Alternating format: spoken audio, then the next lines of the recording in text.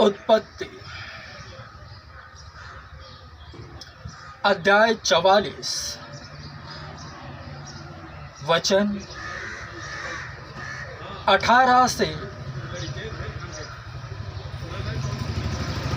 34 तक। बिन्यामीन के लिए यहूदा का निवेदन। तब यहूदा उसके पास जाकर कहने लगा, हे मेरे प्रभु, तेरे दास को अपने प्रभु से एक बात कहने की आज्ञा हो, और तेरा कोप तेरे दास पर न भड़के, क्योंकि तू तो फिरौन के तुल्य है। मेरे प्रभु ने अपने दासों से पूछा था, क्या तुम्हारे पिता या भाई है?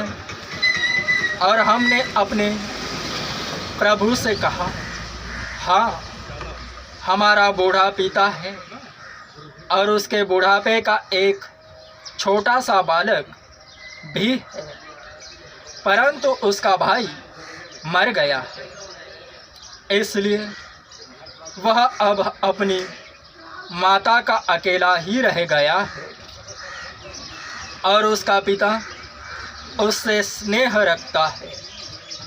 तब तूने अपने दासों से कहा था, उसको मेरे पास ले आओ, जिससे मैं उसको देखूं।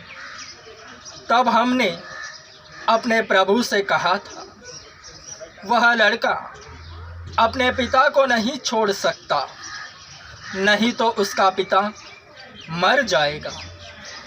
और तूने अपने दासों से कहा, यदि तुम्हारा छोटा भाई तुम्हारे संग न आए तो तुम मेरे सम्मुख फिर न आने पाओगे। इसलिए जब हम अपने पिता तेरे दास के पास गए, तब हमने उससे अपने प्रभु की बातें कही। तब हमारे पिता ने कहा, फिर जाकर हमारे लिए थोड़ी सी भोजन वस्तु मोल ले आओ। हम ने कहा, हम नहीं जा सकते। हाँ, यदि हमारा छोटा भाई हमारे संग रहे तब हम जाएंगे, क्योंकि यदि हमारा छोटा भाई हमारे संग न रहे तो हम उस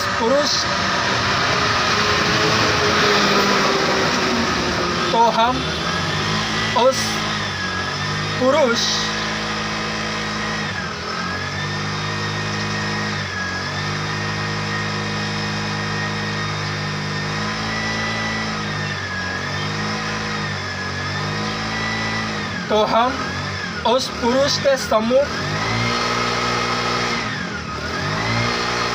न जाने पाएंगे।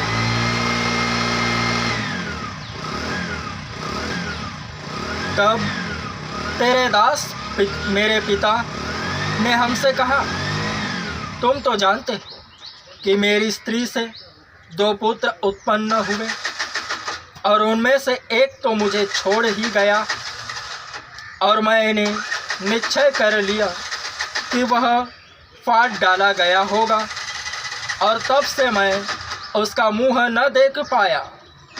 अतः यदि तुम इसको भी मेरी आँख की आड़ में ले जाओ और कोई विपत्ति इस पर पड़े, तो तुम्हारे कारण मैं इस बुढ़ापे की अवस्था में शोक के साथ अधोलोक में उतर जाऊंगा। इसलिए जब मैं अपने पिता तेरे दास के पास पहुंचूं और यह लड़का संग न रहे, उसका प्राण जो इसी पर अटका रहता है, इस कारण यह देख के कि लड़का नहीं है, वह तुरंत ही मर जाएगा। तब तेरे दासों के कारण तेरा दास हमारा पिता जो बुढ़ापे की अवस्था में है, शोक के साथ अधोलोक में उतर जाएगा। फिर तेरा दास अपने पिता के यहाँ यह कह के इस लड़के का जामीन हुआ है, यदि मैं इसको तेरे पास न पहुँचा दूँ तो मैं सदा के लिए तेरा अपराधी ठहरूँगा। इसलिए अब तेरा दास इस लड़के के बदले अपने प्रभु का दास होकर रहने की आज्ञा पाए, और यह लड़का अपने भाइयों के संग जाने दिया जाए, क्योंकि लड़के के बिना संग रहे मैं कैसे अपने पिता के पास जा सकूंगा।